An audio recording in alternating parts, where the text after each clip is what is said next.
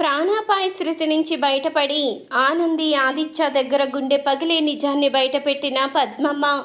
ఈ వీడియో గనుక నచ్చినట్టయితే తప్పకుండా ఒక లైక్ చేయండి. మీరిచ్చే ఒక చిన్న లైక్ మా ఛానల్కి ఎంతో సపోర్ట్నిస్తుంది. ఇక పద్మమ్మ అయితే కొన ఊపిరితో ఉండడంతో ఆనంది హాస్పిటల్లో జాయిన్ చేస్తుంది. ఇక ట్రీట్మెంట్ అయితే జరుగుతూ ఉంటుంది. ఇంతలో అలేఖ్య అయితే ఆదిత్యకి ఫోన్ చేసి జరిగిన విషయం అయితే చెప్పంగానే అప్పుడే ఆదిత్య అయితే బయలుదేరుతాడు. ఇంతలో సునంద అయితే అడుగుతూ ఉంటుంది, ఎక్కడికి ఆదిత్య, అంత కంగారుగా వెళ్తున్నావు అంటూ సునంద అడుగుతూ ఉండగా ఆనంది హాస్పిటల్ దగ్గర ఏడుస్తూ ఉందంట. పద్మమ్మ గారికి హెల్త్ బాగాలేదు, సీరియస్ కండిషన్లో ఉందని అలేఖ్య చెప్పింది అంటూ అనగానే వాళ్ళెవరికో బాగుండకపోతే నువ్వెందుకు కంగారు పడుతూ వెళ్తున్నావు అంటూ సునంద అయితే అడుగుతూ ఉంటుంది. అదేంటమ్మా వాళ్ళెవరికో అంటూ మాట్లాడుతున్నావు? ఆనంది మీద కోపంతో తనని దూరం పెట్టుండొచ్చు, కానీ అత్తయ్య గారు నన్ను ఎప్పుడు ఎంతో బాగా చూసుకున్నారు. ఆనంది మీద ఉన్న కోపంతో ఇప్పుడు ఆవిడ్ని చూడకుండా మనం వెళ్ళకుండా ఉంటే ఏం బాగుంటుంది చెప్పు?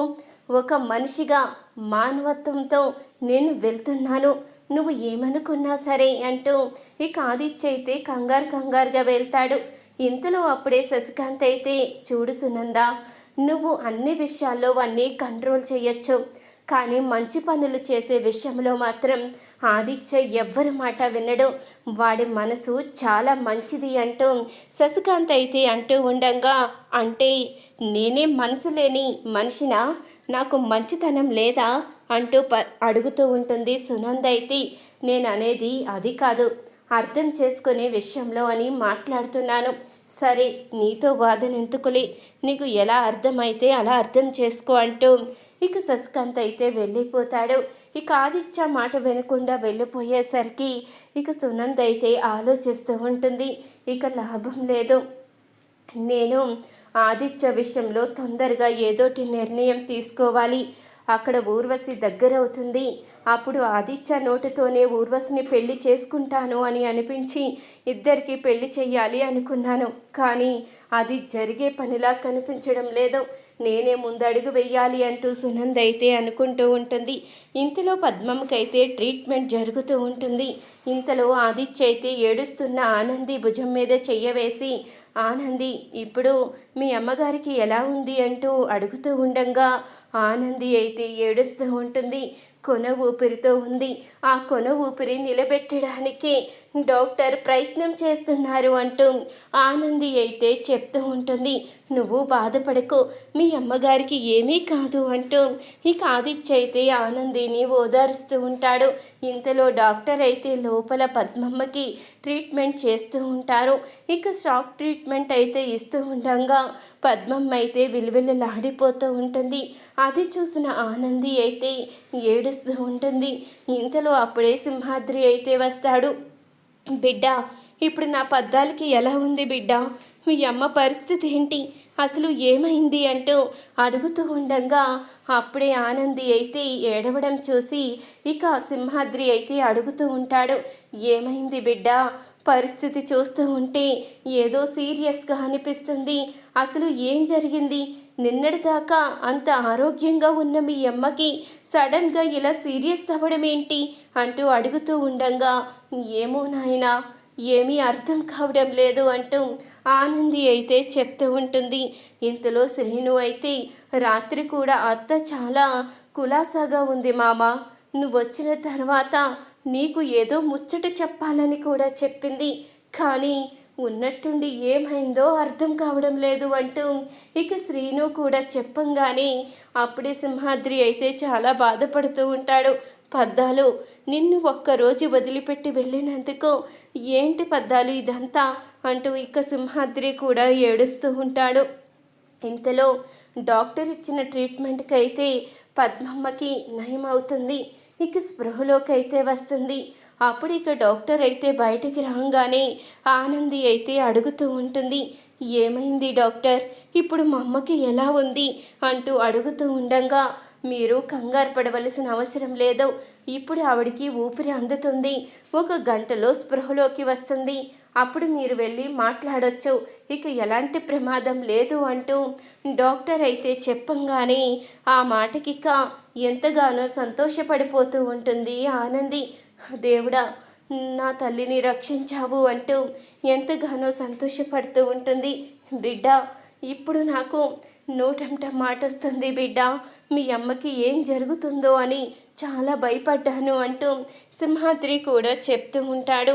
ఇక అలా గంట అయిన తర్వాత పద్మమ్మ అయితే స్పృహలోకి వస్తుంది. స్పృహలోకి వచ్చిన తర్వాత అక్కడున్న నర్సు అయితే డాక్టర్ని పిలుస్తుంది. ఇక డాక్టర్ అయితే వచ్చి మళ్ళీ చెకప్ చేసి ఇప్పుడు ఎలా ఉంది అంటూ అడిగేసరికి ఇప్పుడు బాగానే ఉంది అంటూ పద్మమ్మ అయితే చెప్తూ ఉంటుంది. అప్పుడు ఇక డాక్టర్ అయితే ఆనంది ఆదిత్యని లోపలికైతే పిలుస్తుంది. ఆనంది ఆదిత్య ఇద్దరూ కూడా లోపలికైతే వెళ్తారు.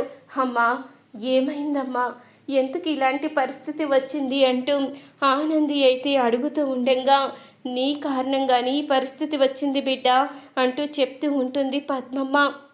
ఆ మాటకి ఆనంది ఆదిత్య ఇద్దరూ కూడా ఒక్కసారిగా షాక్ అవుతారు. ఏంటమ్మా, నా కారణంగా నీకు ఈ పరిస్థితి రావడం ఏంటి అంటూ అడుగుతూ ఉండగా, నువ్వు ఆ ఇంటి వారసురాలు అని నిజం నాకు తెలిసింది కదా, ఆ నిజాన్ని ఎక్కడ బయట పెట్టేస్తాను అని ఆ ఇందమ్మ జీవన నన్ను చంపడానికి ప్లాన్ చేశారు. నన్ను దిండు తీసుకువచ్చి ఊపిరాడకుండా నొక్కేశారు.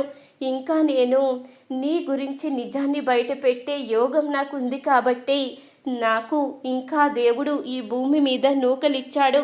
ఇక మీదట నేను నీ జీవితం ఇలా అవుతూ ఉంటే చూస్తూ ఊరుకోనమ్మా. నిజం తెలిసిన నాకే ఈ పరిస్థితి తీసుకువచ్చారు అంటే నువ్వు ఆ ఇంటి వారసురాలుగా వెళ్ళడానికి ఎన్ని అడ్డంకులున్నాయో ఇప్పుడు అర్థమవుతుంది. నీకు కూడా ప్రమాదం తలపెడతారు, అది నేను సహించలేను. నాకు తెలిసి నువ్వు అనుకున్నది నిజం కాదు బిడ్డ. నువ్వు నీ తల్లి దగ్గరికి వెళితే ప్రాణగండమని ఆ ఇందమ్మే చెప్పించుంటుంది. ఆ ఇందమ్మ నీ ఆస్తి కోసమే ప్లాన్ చేసి తల్లి బిడ్డల్ని వేరు చేసింది. ఆ నిజాలు తెలుసుకో. నువ్వు నీ తల్లి తండ్రికి దూరంగా ఉండడం నీకే కాదు, వాళ్ళకి కూడా ప్రమాదమే. ఈరోజు నిజం తెలుసుకున్న నన్ను చంపడానికి ప్రయత్నించినట్టే రేపన్న రోజు నీ తల్లి తండ్రిని చంపరని గ్యారంటీ ఏంటి? వాళ్ళ నిజస్వరూపం తెలుసుకున్న నాకే ఈ పరిస్థితి వచ్చిందే. రేపన్న రోజు వాళ్ళని ప్రాణాలతో ఉండనిస్తారా?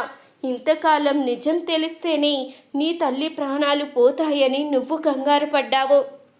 కానీ నువ్వు గనక నిజం బయట పెట్టకపోతే ఖచ్చితంగా వాళ్ళ ప్రాణాలు పోతాయి. ఆస్తి కోసం ఆ ఇందమ్మ ఏం చేయడానికైనా దిగజారిపోతుంది. ఎందుకంటే నేను చనిపోయాననుకుని వాళ్ళు మాట్లాడుకున్న ప్రతి మాట నేను విన్నానమ్మా. ఈ దెబ్బతో ఈ పద్మమ్మ చనిపోతుంది. ఇక నిజం బయటపడదు. తొందరలోనే ఆస్తి మన సొంతమైన తర్వాత ఆ కుటుంబాన్ని మొత్తం చంపేద్దాము అంటూ ఆ ఇందమ్మ జీవన ఇద్దరూ కూడా మాట్లాడుకునేటప్పుడు నేను విన్నాను అంటూ పద్మమ్మ అయితే ఆనంది ఆదిత్య దగ్గర నిజాన్నైతే బయట పెట్టేస్తుంది. ఈ నిజం తెలుసుకున్న ఆదిత్య అయితే కోపంతో రగిలిపోతూ ఉంటాడు. ఆనందికి కూడా చాలా కోపం వస్తుంది. నా కారణంగా నా తల్లిని చంపాలని చూస్తారా?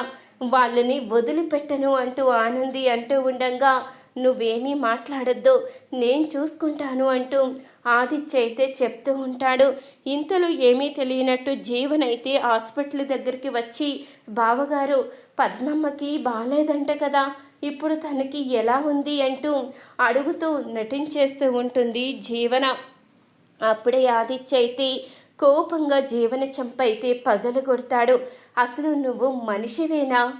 తల్లి లాంటి పద్మమ్మని ఆస్తి కోసం చంపాలని చూస్తావా? ఇన్ని సంవత్సరాలు నువ్వు మహారాణిలా పెరిగేలా చేసిన ఆనంది జీవితాన్ని నాశనం చెయ్యాలని చూస్తావా? నిన్ను చూస్తూ ఉంటే అసహ్యం వేస్తుంది. ఇప్పుడు నాకు అర్థమవుతుంది. ఆనంది ఇంట్లోంచి వెళ్ళిపోవడానికి ఆ పెళ్లి విషయంలో కూడా నువ్వే కుట్ర చేసుంటావు. అన్ని నిజాలు బయట పెడతాను. ఒక్కొక్క నిజం బయటికి లాగి నీ నిజస్వరూపం, ఆ ఇందుమతి నిజస్వరూపం బయట పెట్టి మీ ఇద్దరూ అరెస్ట్ అయ్యేలా చేస్తాను. మీ ఇద్దరికీ జైల్లో చెప్పుకూడు తినేలా చేస్తాను. ఆనంది విషయంలో ఇంత అన్యాయం చేసిన మిమ్మల్ని వదిలిపెట్టే ప్రసక్తే లేదు. ఇప్పటి వరకు నాకు ఎలాంటి అనుమానం రాలేదు. ఇప్పుడు అర్థమవుతుంది, అంతా మీ ఇద్దరే చేసుంటారు.